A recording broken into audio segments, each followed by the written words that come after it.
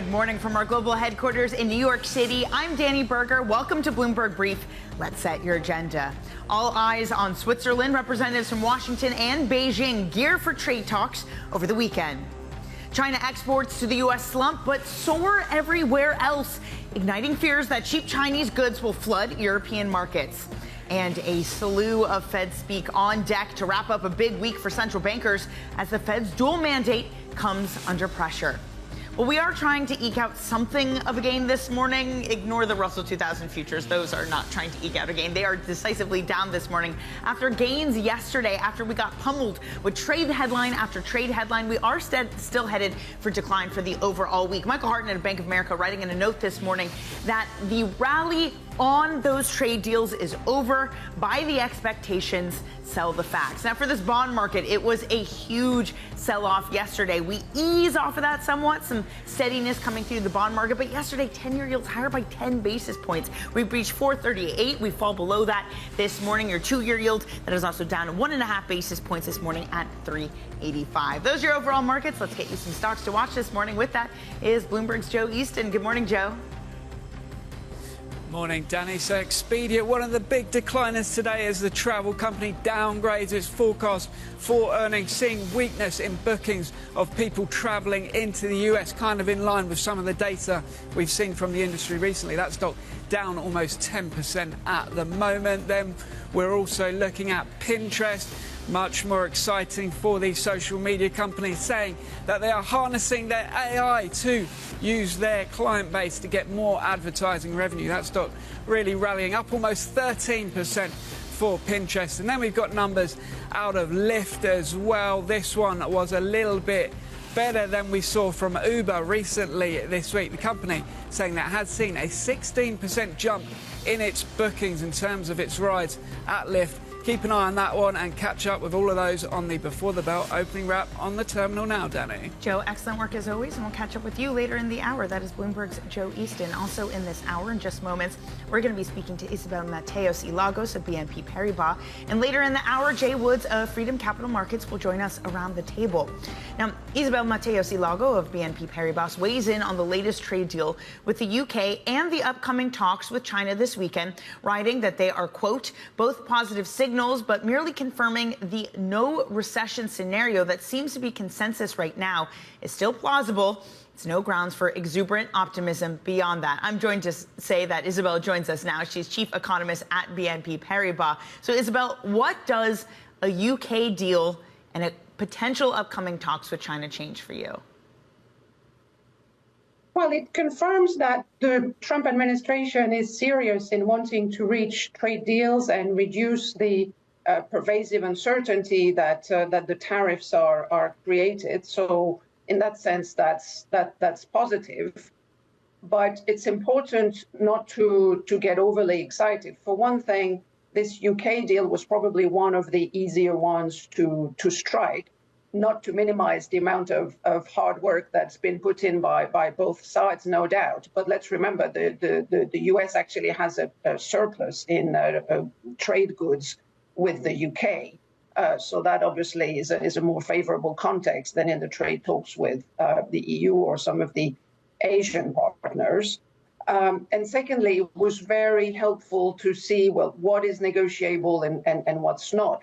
We can't be sure that this will be precedents for all the deals, but it's interesting to see that the 10% reciprocal tariff stays, no going down there, whereas the sectoral tariffs, notably on steel and on autos, which I think people were expecting would be harder to negotiate down. Well, actually, the UK managed to make some headway there. So that's a useful signal. The fact that trade talks with China are going to start this weekend is very positive because, frankly, these monumental tariffs that the US and China have imposed on one another are probably the biggest threat to global trade at this particular juncture. And so the fact that talks are going to start means we now have a reasonable prospect that they will be coming down. So all this is positive. The one caveat I would have is the central expectation from pretty much every forecaster out there was that we would see a decline in uncertainty and in some tariffs over the course of this 90-day window that President Trump set. And so this is the beginning of this probably happening, but this is just putting us in line with the central scenario, nothing better than that. Right, and what we've gotten from the UK, Isabel, I think a lot of people were underwhelmed by it. And as you pointed out, the 10% tariffs stay on, and then you have some other adjustments around the edges. But it is a framework with more things to be negotiated later, and it's the easy one, again, to your point. So if there still is uncertainty, because let's be honest, trade deals take a very long time to figure out, how long does that uncertainty need to last for there to be real economic damage? Are these little bits of headlines enough to alleviate that threat? No, for sure they're not. And as I was saying, I think the key piece right now is to get to a de-escalation of the US-China tariffs, because at the level they're at, this is basically a trade embargo.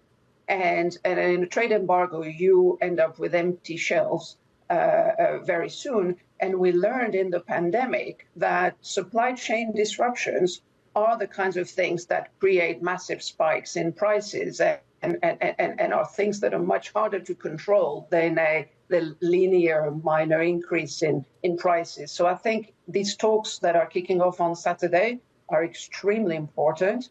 And if we can get, ideally a decision to suspend the tariffs from their highest level, or at least a pointer that this could happen relatively soon, I think that will be critical. But if the uncertainty remains at the level it is at now for more than a few weeks, it's going to do irreparable damage. There's a New York Post report yesterday that the U.S. administration is looking at slashing Chinese tariffs to as low as 50%. They're currently at 145%. 50%, Isabel, would still be the highest likely since the 1940s that we've had in tariff rates. How much enthusiasm would you have if we do go down to 50? How much does that, how much economic damage would that or would that not prevent? Well, that would be very helpful. I mean, in our central scenario, we're assuming a landing zone of around 50 to 60%. So on China, so as you say, it's still prohibitive, but it allows some trade to happen. And more importantly, I think it would signal that the goal is not to completely kill any kind of economic relationship between the two economies. It would still probably get a lot of prices to go up in the near term. It would still generate some very significant rejigging of supply chains towards reshoring in the U.S. I'm not sure, but at least a reconfiguration of that particular supply chain. But it would be more manageable. But you're right, it would still be a major sand in the wheels, very much like the 10% tariff that is remaining in place in the UK is almost a 10 times increase over what was prevailing back in January. So, yeah, we shouldn't get overly excited. But I think the more we can converge to these less prohibitive levels of tariffs, the more we are in line with the consensus central scenario where the US gets an acceleration in inflation, but something that remains, contained below, say, 5%, and a very shallow growth path this year, but not a very tricky recession. A lot at stake this weekend in those talks. Isabel, really wonderful to get your thoughts ahead of them. The perfect setup heading into the weekend. Isabel Mateos Ilago, enjoy your weekend. And a quick programming note, don't miss our exclusive interview with Fed Governor Adriana Kugler and New York Fed President John Williams. They'll be exclusive from the Reykjavik Economic Conference. That's at 7 a.m. and 9 a.m. Eastern, respectively. Let's get you some other top stories now that are trending on the terminal this morning. President Donald Trump is pushing lawmakers to hike taxes on some of the wealthiest Americans to offset some of the other cuts in his signature economic package. The president's proposal calls for a new 39.6% tax bracket for individuals earning at least $2.5 million or couples making $5 million. The current top rate for individuals is 37%. Tensions escalating in Asia after India said it neutralized Pakistani drone and missile attacks targeting several military sites on Thursday night. India's defense ministry says military stations in some of the northern cities were targeted and no casualties were reported. Pakistan denied that it launched the attacks, saying the claims were, quote, politically motivated. And in corporate news, IAG announcing a major order for 71 large jets from Boeing and Airbus to grow its network. The parent company, British Airways, is doubling down on its long-haul business to keep up earnings momentum with a $10 billion fleet investment. The company maintained its outlook, citing good demand for travel across its core markets.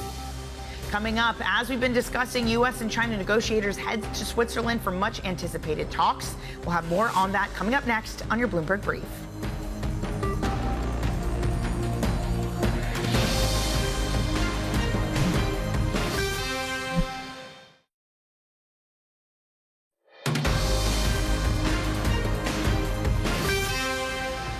Any country or any groups of country talking about isolating China, do you know what's the response? We chuckle. Because from my perspective, it's a mission impossible. If the Chinese don't want to renegotiate, well, that's their choice.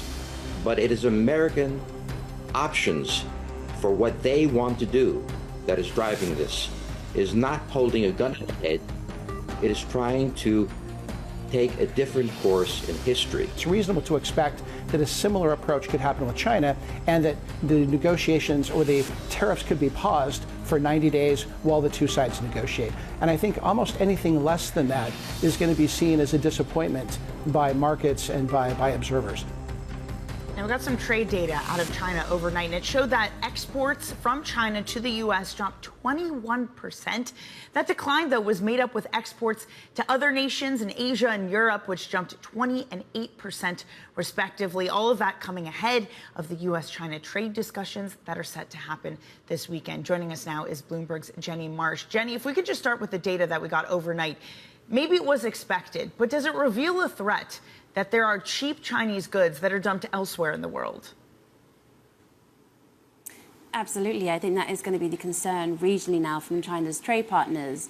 You know, even before this trade war kicked off with the US, the European Union had already been complaining about a glut of cheap Chinese exports, and so had many regional partners in Asia. And the data today just sort of reveals those fears are confirmed, really. You know, and this is just the data for April. Where tariffs are sort of rising throughout that month. So I think, you know, the expectation is that sort of the May data will show these trends even more starkly. So, you know, I think this data really does lay out here where the tensions politically are going to be for China as it tries to sort of build more friendships around the world during this fallout, while, you know, facing all these concerns about its exports going to other markets. So that's the backdrop, perhaps, for a meeting this weekend with, from the U.S. side, Jameson Greer, the trade representative, as well as Scott Besson. What are we expecting from the talks in Switzerland, Jenny? I think going in, you know, expectations are reasonably low for any sort of big deal. They're not going to come away with something which solves all of these issues overnight. But I think, you know, they haven't flown halfway around the world for nothing. We had a story today, sort of with people familiar with how the US is thinking, you know, and we're hearing that basically the US is going into this with a target of lowering tariffs to below 60%. And those cuts could go into effect as soon as next week. They also want China to remove export controls on rare earths that are essential for making magnets. And there's been some sort of real trade and sort of pain around that area. And then from the Chinese side, they're getting close to sort of offering something on the fentanyl problem, which would then help the US lift tariffs on that issue. There was a 20% tariff there before the Liberation Day tariff came into force. So it does seem like there's an area sort of and potential for real progress, although obviously, you know, lowering tariffs to 50% even would still be enough to almost decimate trade between these two economies. But as a starting point, from this very sort of extreme scenario they've ended up in, it does seem like actually something could come out of this. To what extent do we see from the Chinese side, especially this week with various moves from the PBOC, that this is a country getting ready to dig in its heels and deal with economic hardships that might come as a result of wherever the tariff level ends up? That is definitely sort of the line they wanted to project. And it is hard to know, you know, how much of it is just sort of trying to position yourself to have the best negotiating power you have going into these talks. The Commerce Ministry again yesterday was saying, you know, that the US needed to remove all of the tariffs it's imposed in order for them to sort of make progress. And you did see Pan Gongsheng on Wednesday in the briefing that they held, cutting virtually every rate the PBOC has, giving across the board support to small businesses, tech innovation. And the signal there really was, we have the tools to support the economy from this hit, from the trade war, and we're ready for a protracted war. You know, if that's what we have to do, we have the tools to accomplish it. So I think the Chinese go in from a very strong standpoint. You know, what we're hearing too is that in some ways the US is underestimating just how confident the Chinese feel about this. I think, you know, Trump has talked about the Chinese economy being in bad shape and not being able to afford this. But I think from where Xi Jinping is sitting, he does feel like they've got everything they need to sort of tough it out, and the economy is a lot more resilient than the US is giving them credit for. Jenny, thank you so much for helping us set up that conversation over the weekend. Jenny Marsh out of Hong Kong. Coming up, a new pope. We head to Vatican City for more on the first American pope. He's a Chicago man. We're going to get more on that coming up. Stay with us on your Bloomberg Brief.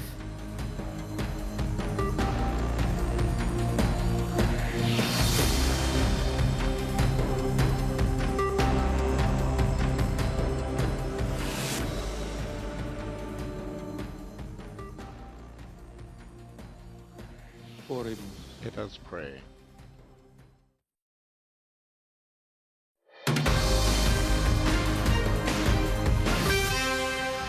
Let's get you some front page news and look at what's making headlines across papers. This morning, the FT on their front page. This is a surprising one. German stocks hitting a record high, which you maybe have missed. Trade optimism swirling in markets ahead of U.S.-China trade talks and the U.S.-UK deal. The DAX rising over 0.5% in early trading this morning. Germany also confirmed its new chancellor this week, and that Chancellor Merz talking about that he's spoken with Trump and they agree on the need for a trade deal. Next up, the Wall Street Journal cools that optimism with this headline. Trump's bespoke trade deal with the U.K. sets little precedent for other nations. Foreign officials telling the Journal that the deal, limited in scope and including niche issues, doesn't offer nations a roadmap in negotiations. And finally, on the front pages around the world, including Bloomberg, a White Sox fan called Bob from the south side of Chicago becomes Pope Leo as the world faces turmoil through conflicts and trade wars. We also have some live shots from Vatican City where Leo XIV is giving his first mass as the leader of the Catholic Church. That is not him right there. We heard from him earlier. Again, it is his first mass with the cardinals in the Sistine Chapel. For more, we are joined by Bloomberg Rome reporter Flavia Rotundi, who is outside the Vatican. Flavia, just give us a sense of a mood. We had the white smoke yesterday, a little over 24 hours, and we have our new pope.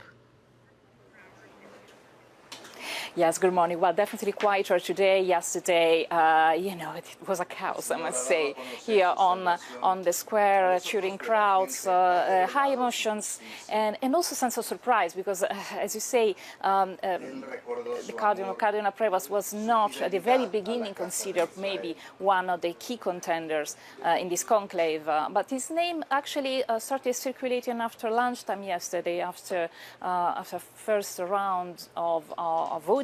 Actually didn't manage to get a successful results, a quorum by the cardinals. And so the idea was maybe the Italian contender Parolin and other Philippine contender Tagle might not be the right person. So yes, today is quieter, but at the same time, the agenda of the new Pope is already full, as you say, if you just said, yes, he's actually celebrating a Mass here in the Sistine Chapel, just with the cardinals, is kind of open to the public in terms of being broadcast live, but nobody else is admitted. From tomorrow, things will be different. On Sunday, there will be the official Mass in St. Peter's Square. Actually, we'll speak to everybody. And particularly on Sunday, I think the focus will be on the first message of the new Pope, what we want to achieve, what message he wants to send to the rest of the world, what the first reforms might be. We know that the new Pope is very knowledgeable from the point of view of being, from this theological point of view, has strong diplomatic skills, and so this should help him in terms of navigating these very difficult geopolitical times. Okay, Flavia, thank you so much. That is Flavia Rotundi. And again, just beautiful shots there at Vatican City and inside the Sistine Chapel, where we're hearing from the first Mass from Pope Leo XIV, the first American Pope and Chicago man. I wonder what he has to say about the White Sox. Really, really gorgeous images. Okay, let's get a look at maybe a less gorgeous image and what markets are doing this morning. S&P 500 futures attempting to gain. We are still down on the week, though. We are basically unchanged. We're unchanged on the 10-year yield after yesterday's 10 basis point move higher. Coming off the show, nearly 80% into this earnings season, a growing list of firms warning unexpected damage from tariffs. We're going to catch up with Freedom Capital's Jay Woods. That's coming up next on your brief.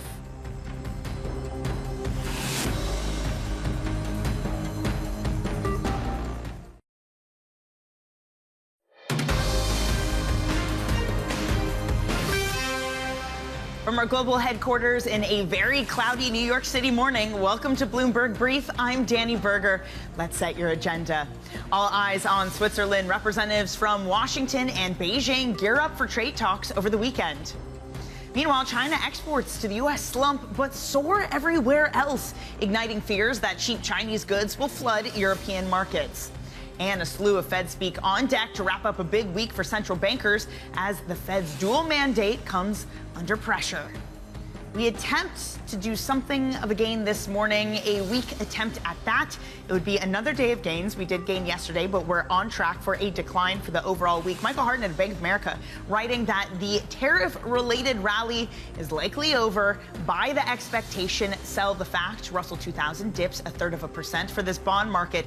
It was selling yesterday. 10-year yields moved higher by 10 basis points. A little change this morning, just under 438. Your 2-year yield, that's lower by just about 1.5 basis points at 385 this morning.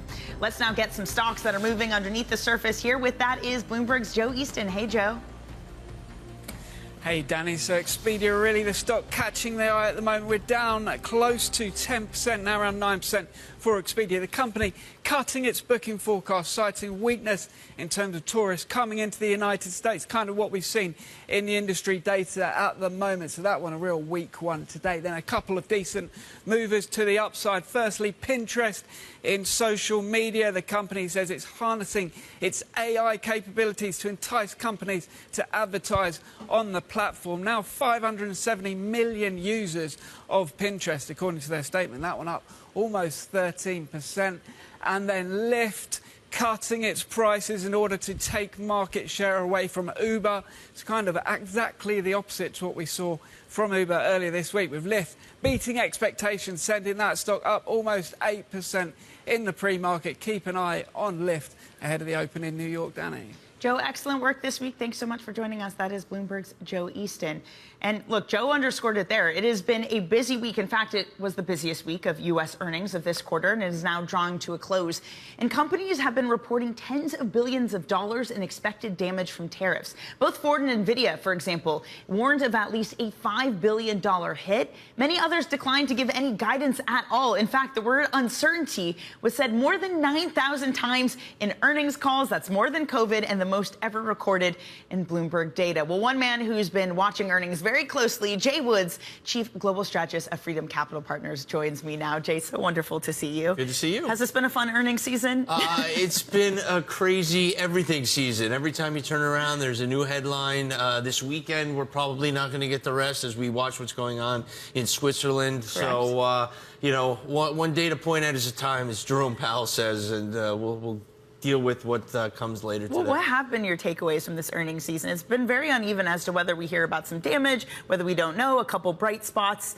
What did you leave with understanding about corporate America? Well, you just nailed it. Uncertainty is the word of the year, maybe the word of the decade at this point. 9,000 times. That's insanity. Jerome Powell used it 13 times, or a variation of it, just in that Fed meeting. So we are at the whim of Washington. We're going to continue to be, but now we're watching that guidance. Look at what Apple did. They gave 2 sets of guidance. If the tariffs continue in this way, we could lose $900 million. For GM, they kind of pulled back, and they said the tariffs are going to have severe implications. So this uncertainty theme continues until we get some clarity. We may get some clarity on data next week, but what we're looking for is clarity out of Washington. So we got to deal with our little brother in England. Okay, great. You know, this is what we expect. But what's going to happen with China? You know, Britain just did a deal with China. It took them 3 years to hammer out this deal. We're supposed to do 90 deals in 90 days. I think the market is getting tired of hearing this rhetoric, and now we are at very interesting levels to watch. But on the earnings front, watch Walmart next week. We want to hear guides. Walmart gave a pretty bad guide. Well, it wasn't pretty bad. It's still unbelievable for Walmart, but they reined in their earnings last quarter. The stock has never recovered. It got back close-ish to those levels, but now it's starting to turn over again. Let's see what the shelves are, what the inventories are looking like, and what their future prognostications are, because if they cut guidance again, if they warn, I think that's a sign of what's to come over the next 3 to 6 months. Is that a sign that just consumer discretionary, consumer staples, that you can't really be buying that sector right now? You want to stay away. Some of the staples with nice dividend plays are okay. Coca-Cola is doing great, but yeah, it's hit or miss within that sector. To me, we've had a nice relief rally in discretionaries. It rallied, I think, 15% from the low. Technology up 21% from the low. These, to me, are relief rallies, and right now we're at this pause. And as a technician, where did we pause? Right under the 200-day moving average. Where didn't we get back to? Right before when Trump was elected, 57.83. So 57.45, 57.83, these are levels. And then the price action yesterday, we rallied. Trump said, go buy stocks. And guess what? At the end of the day, that last 30 minutes was pretty ugly. So let's see what we do today, what comes out over the weekend. If we get good China news, then you know, all bets are off. We're going to probably rally a little higher, but, you know, COVID, we were down, you know, below that 200-day moving average for 2 months. You know, a V-shaped bottom recovery. People expecting that V-shape. We got a lot of work to do. There's been a lot of damage done, too much uncertainty. So we got to wait and see. It is remarkable. It feels like this is an administration that is throwing trade headline after trade headline, maybe intentionally, maybe not, at this market, trying to get it to rally. I mentioned before, Michael Hartnett of Bank of America said, just fade that rally, that we basically have gotten as much juice as we can get out for these trade deals coming forward. Would you also fade any of these trade-related headline rallies? That's what we've been talking to with the Friends of Freedom. We've been just saying, you know, let's go back to the sideline. You know, there were some good opportunities when this market washed out. It was overdone. Sentiment at historic lows. Now, you know, the RSI oversold, came back. So we had signs of the washout. I think the lows are in. For us to get back to where we were, to have that kind of fear, that kind of panic, I don't know what it would take us right now. But the earnings have been okay. You know, 78% beating right now in the S&P 500. You know, 402 reported. A little lower than last year at this time, but still solid given the cloud of uncertainty. So I don't know what's going to be that catalyst to take us back over and get us on that winning track to talk about new highs. That seems foolish. The S&P is down 3.2% for the year. April was almost flat, but the volatility in between there has been crazy. We'll get pockets of it now and then, and we'll see what happens over the weekend. You also mentioned before that tech has done so well over the past month. And even in the tech earnings, they're still spending big numbers. I think both Meta and Alphabet, somewhere around $70 billion for CapEx. Yeah. Does tech continue to be this beacon of safety like we've seen it been in other turmoils like COVID? Or are we just repeating that playbook? Well, pockets of it, yeah. The CapEx spend was like, if you could pull back, that's where you should pull back, but they're not. So that is a good sign of things to come. But I think all eyes are going to be on NVIDIA on the 28th, I believe they report. That is where the CapEx spend goes. So let's see how that's polling over. They have not recovered from the DeepSeek sell-off in January, and their news has been okay with the exception of that little warning. So to me, NVIDIA will be a tell, but until we get to that, you know, I would take profit in some technology names, although we got good earnings. Disney was great this past week, and technically, it's turned the tide. So if this pulls back to 199, I think it's a good opportunity to buy. I wouldn't chase right now. Uber, not a bad quarter. Yes, we focused on gross bookings, but overall the numbers were solid. And you know, technically it broke out above 80. Risk-reward setups are there. So there are pockets of strength. Technology, Meta, and Microsoft doing well, but Apple breaking 200. So it's an individual stock picker story, which it always should be, but the tide is not going to lift all boats in this market, so you really have to sift through the rubble to find the winners here. Jay, I feel like if we were to ask most people who are more casual observers of international markets and we said, what is the DAX doing right now? I don't think many of them would think that it's at an all-time high. No. What do you make of that? Well, Europe is where it's at right now. If you look at the global markets, the U.S. is the laggard. So we've seen a rotational theme away from America into the European markets. How long does it last before that American exceptionalism comes back? It's going to take a few tariff deals and a little more simmering of the rhetoric that we've, brought upon ourselves. So right now, yeah, Germany looks great. Japan is coming back. I mean, there are a lot of foreign markets that you would rather be in right now than the U.S. And, if you're looking for safety, these are safer markets. It's more stable. Well, Jay, I wish you the best of luck for this weekend. I'd say I hope you can relax, but I think we both know no one is going to be relaxing this weekend. Yeah, we'll be following Twitter pretty closely. So. At least we got a new pope. There's some exciting news there. That is exciting. Pope Leo. Pope Leo the 14th. He grew up, Philadelphia area. Us Philadelphians are taking credit for him. But all right, I think that's fair. We'll give it to you. I think every country, Peru is also taking credit. There's a lot out there. They should. But let's see if he can fix the White Sox. I know he's a big fan. That would be a miracle. I'm sure there are going to be a lot of prayers going that way. Yeah. Jay, it is such a pleasure to have you. It's been far too long. Please join again soon. That is Jay Woods of Freedom Capital Markets. Let's get you some other stories now that are trending on the terminal this morning.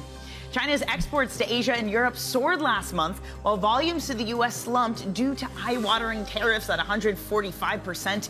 The data is the first glimpse at the damage of the trade war. Shipments to the U.S. fell 21% from a year earlier, with many analysts predicting that sustained tariffs will eventually see a trade relationship worth $690 billion last year crumble to zero.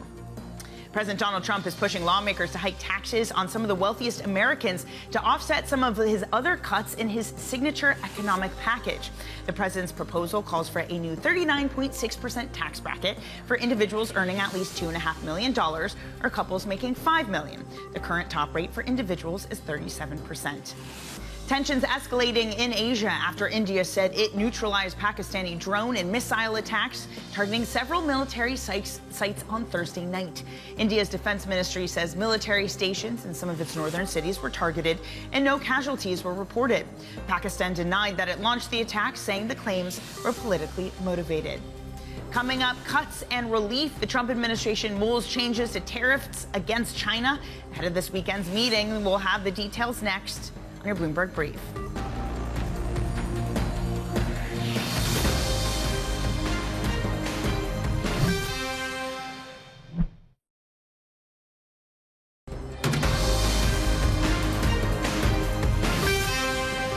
Any country or any groups of country talking about isolating China, do you know what's the response? We chuckle, because from my perspective, it's a mission impossible. If the Chinese don't want to renegotiate, well, that's their choice. But it is American options for what they want to do that is driving this. It is not holding a gun to the head. It is trying to take a different course in history. It's reasonable to expect that a similar approach could happen with China, and that the negotiations or the tariffs could be paused for 90 days while the two sides negotiate. And I think almost anything less than that is going to be seen as a disappointment by markets and by observers. The Trump administration considering a significant China tariff reduction as the team gears up for trade talks. The meetings are expected to take place in Switzerland over the weekend with U.S. Treasury Secretary Scott Bessent, Trade Representative Jamieson Greer, and Chinese Vice Premier He Lifeng. All will be there. For more, we are joined now by Bloomberg's Josh Gallo. Josh, what are we expecting this weekend? Well, all eyes are going to be on Geneva, where Bessent is meeting his counterparts. And I think the main thing that we're looking for here is de-escalation. So both sides have really dug in over the last several weeks. The tariffs are at 145% with China for the U.S., and I think the goal going into this is for both sides to reach some sort of an agreement that can signal that they're on a path to talking through these problems. So Sean Donnan, our reporter in Washington, he's written that the U.S. is ready to perhaps drop that 145% rate that's there down to 60 as initial gesture of easing tensions. They're going to be looking for some assurances from China on imports of rare earth materials that are used for magnets, the fentanyl crisis, things of that nature. But really, this is initial. This is not going to be the details. We're looking to see something that sets the stage for the next few months of negotiations to see if things can move forward in a more detailed way. Well, speaking of things that set the stage, we finally got the U.S.-UK trade deal yesterday. 10% tariffs stay in place with just some adjustments around the edges. Josh, to what degree is this, or is it not, a blueprint for negotiations going forward for other countries? I think it's certainly a blueprint for other countries, but not necessarily every country. So the administration here is signaling that, of course, they took a really firm stance in April with all of their reciprocal tariffs. And, you know, the UK is obviously a country that Trump himself has always wanted to have a big trade deal with.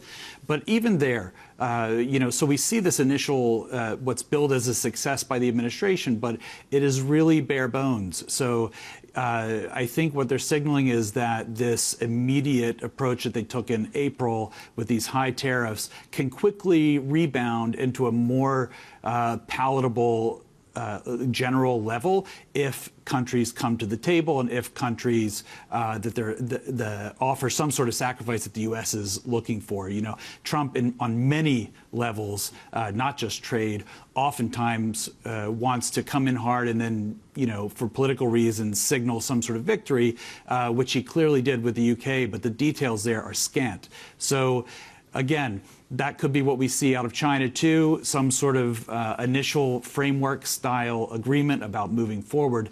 But, you know, it does look like a playbook, but I'm not sure it's going to function for everyone.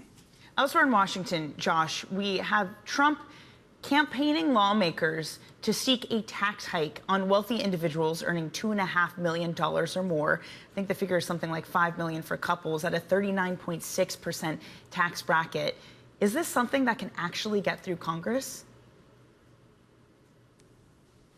Well, look, it does seem possible. You know, more than a month ago, they were suggesting raising that rate on people earning $1 million or more. And since then, now it's up to $2.5 million and more annually. So, you know, they're trying to balance the massive tax cuts with the fact that they have a very you know, the Republican Party, that's not going to hit many of their voters across the country, right? They're going to have to show that the tax cuts are not just going to be borne by people earning less, that people earning more are going to pay part of that bill.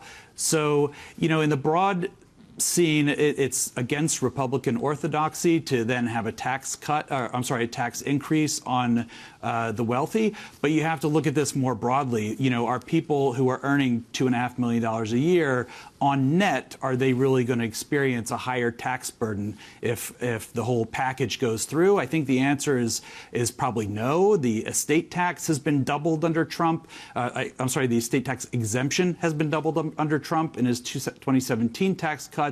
You have to look at capital gains, things like that greatly affect that segment of the population. So, you know, and again, 37% to 39.6% is not necessarily the kind of increase that would break someone's back at that point. So, and I think Bloomberg has estimated with the Tax Foundation that's less than $70 billion in additional tax revenue over 10 years. They're looking for massive tax cuts in the trillions. So, again, we'll have to see. I think that the more populist Republicans in Congress would be happy to see that go through. Josh, thank you so much for joining us this morning.